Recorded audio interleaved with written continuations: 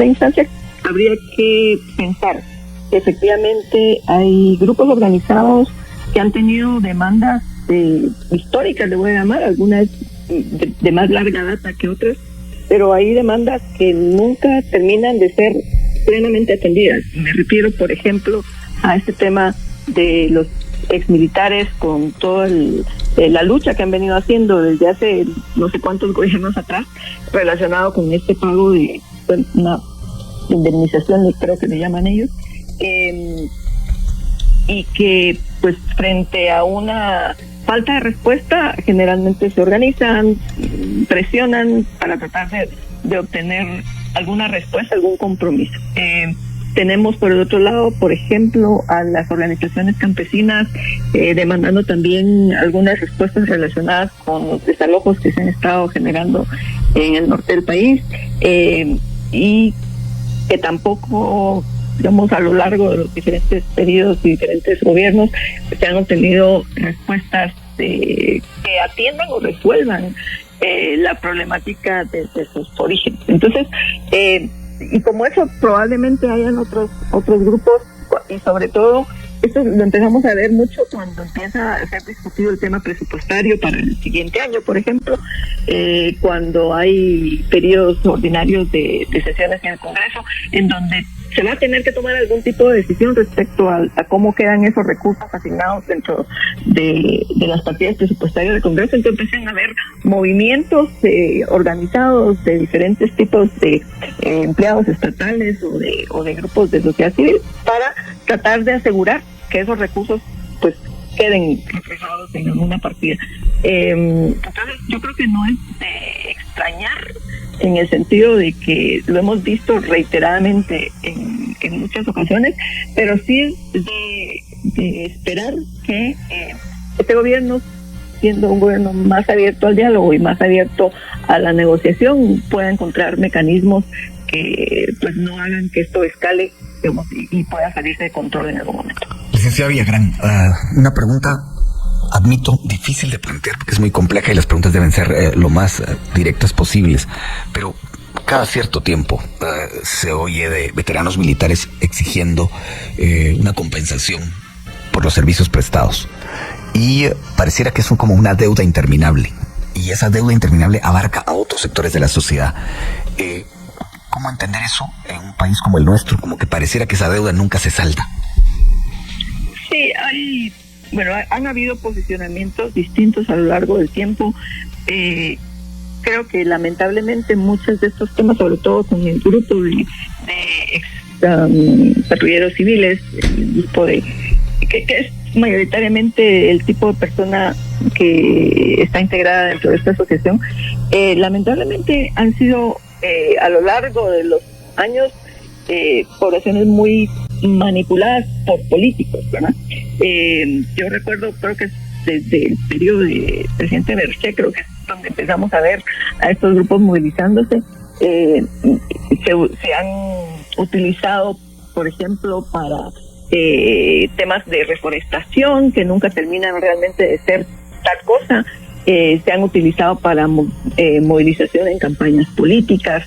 Es decir, yo creo que desde el lado de los políticos, de los partidos políticos particularmente, se manipula mucho este tema, porque sirve para campaña política, porque sirve para promesas que luego no se cumplen, porque es útil por la cantidad de gente que son, ¿no?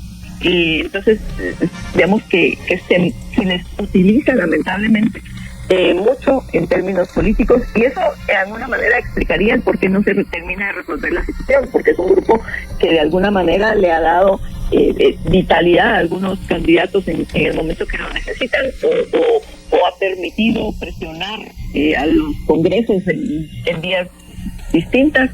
El Congreso pasado fue el que, según recuerdo yo, no sé si del año pasado o hace 2 años, el que termina decidiendo que sí, que efectivamente hay que darles un monto a cada expatrullero, creo que son 36,000 quetzales por persona, que obviamente no se puede desembolsar en un solo pago, por la cantidad de personas que están integradas dentro de este grupo, pero es un tema muy complicado porque es un tema que tiene que ver con la guerra y nosotros con el conflicto armado que se vivió en Guatemala.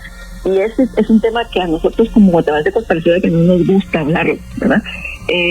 Porque está al lado de los expatrulleros, pero también está al lado de las familias y de las víctimas que también han estado exigiendo, digamos, a lo largo de los años una serie de medidas desde la solicitud de perdón hasta la justicia, ¿verdad?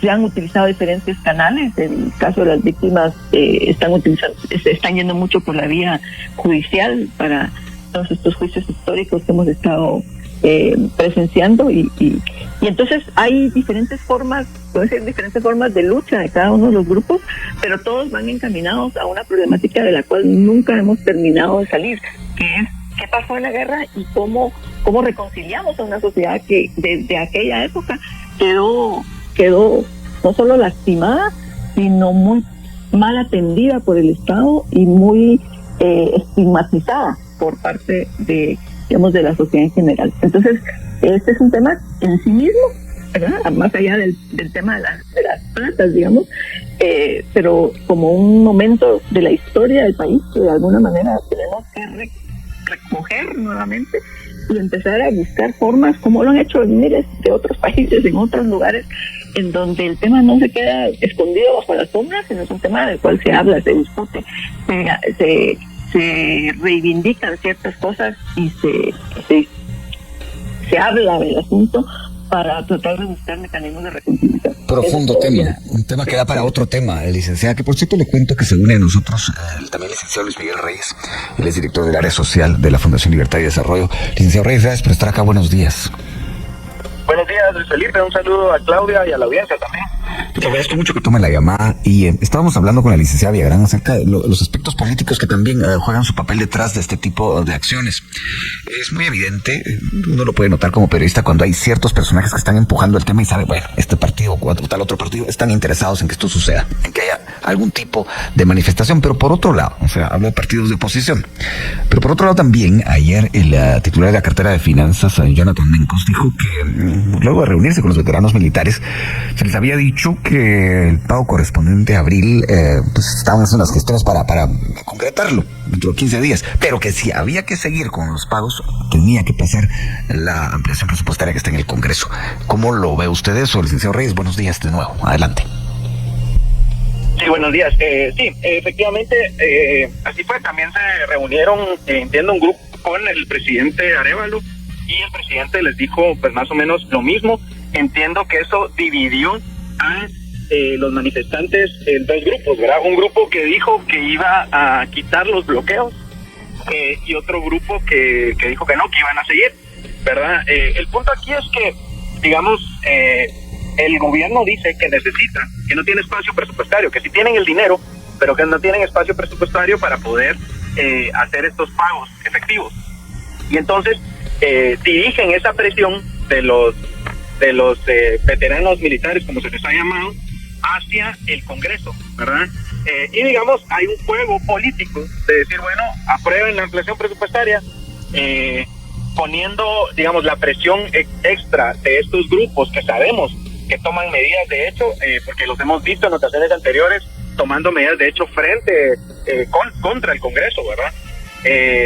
Medidas, digamos, bastante que en algunos momentos se han pasado de la raya y que han tenido, digamos, efectos, yo creo, negativos, ¿verdad? Porque al final se han convertido en un grupo de presión a los que se entiende que hay necesidad, o sea, son gente que tiene necesidades, ¿verdad? Económicas, y que entonces se prestan para todo tipo de juego político, lo cual es delicado en cualquier momento porque ese tipo de cosas siempre se pueden salir de control, y es delicado, digamos, para el gobierno, para el Congreso, ceder a ese tipo de medidas de hecho, porque pues da pie, digamos, a que se den de otro tipo. Ahora, lo cierto es que ese pago está comprometido con ellos, el pago tiene que hacerse, o sea, no hay de otra, pero eso es lo que sí me parece a mí, digamos, delicado, es ese juego político entre decir, bueno, hagan presión allá, tienen que hacer presión acá, ¿verdad? Ese juego político sí es delicado porque ese tipo de cosas, pues, pueden salirse de las manos y tornarse hasta peligrosas, ¿verdad? Y tampoco me parece, digamos, adecuado estar jugando con la necesidad de la gente, ¿verdad? Sí, haciendo hincapié en lo que usted acaba de mencionar, licenciado, hubo como una discrepancia entre ellos. Hasta donde entiendo no hay hoy más bloqueos, pero en realidad, ¿a dónde puede llegar esto? Veo el reloj y todavía tenemos un momento para seguir conversando. Licenciada Villagrán, ¿usted cree que en los acuerdos de paz esto quedó, digamos, establecido de la manera correcta? Como que se previó lo suficiente que esto pudiera suceder en el futuro, ¿o cree que hubo un cierto descuido ahí en esa negociación, hablando de lo que estamos hoy tratando? Fue un tema precisamente abordado en los acuerdos de paz, en el sentido de que los acuerdos tienden a ser mucho más, digamos, protectores de quienes se presumían víctimas del conflicto en aquel momento, ¿verdad? Y quienes se presumían víctimas fueron, digamos, familiares de desaparecidos, familiares o miembros de población civil que pues sufrieron los efectos directos del conflicto. El caso de los expatrulleros realmente no se veían más como victimarios y no como víctimas, aun y cuando sabemos o hemos ido descubriendo a lo largo de los años que muchos de ellos actuaron por presiones, porque era decidir entre ser parte de los patrulleros o en muchos casos morir o sufrir, digamos, las consecuencias de negarse a participar en estos grupos, que también hay que reconocer que en algunos momentos fue un mecanismo utilizado por la misma población como de autoprotección.